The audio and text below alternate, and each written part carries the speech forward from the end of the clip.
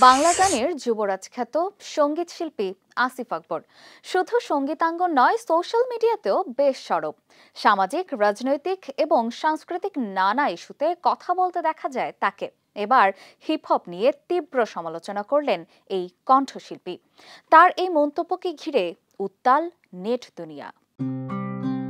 জুলাই অভ্যুত্থানের বর্ষপূর্তি কনসার্টে প্রকাশ অযোগ্য ও অশালীন শব্দ চয়ন হয়েছে, এমনটাই বললেন দেশের খ্যাতিমান কণ্ঠশিল্পী আসিফ আকবর। সামাজিক মাধ্যমে করা এক পোস্টে আসিফ বলেন, হিপহপের নামে অসভ্য শব্দ চয়ন বাংলাদেশের সংস্কৃতির সঙ্গে যায় না। এই এক পোস্টেই যেন আগুনে ঘি পড়ল। আসিফের পোস্টে মন্তব্য করে বসলেন জুলাই আন্দোলনে কথা গান দিয়ে আলোচনায় আসা র্যাপার সেজান। অন্য র্যাপ স্টাইলে আসিফকে দিলেন কড়া জবাব। মুহূর্তেই ভাইরাল দুই শিল্পীর পাল্টাপাল্টি মন্তব্য।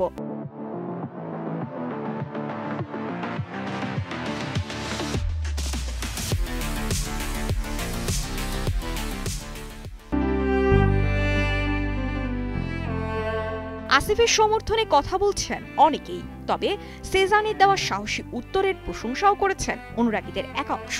প্রিয় শিল্পীদের এমন প্রতিযোগিতামূলক কর্মকাণ্ডে প্রভাব পড়েছে নেটিজেনদের মধ্যে। যার যার পছন্দের শিল্পীর সাথে সহমত প্রকাশ করেছেন একের পর এক।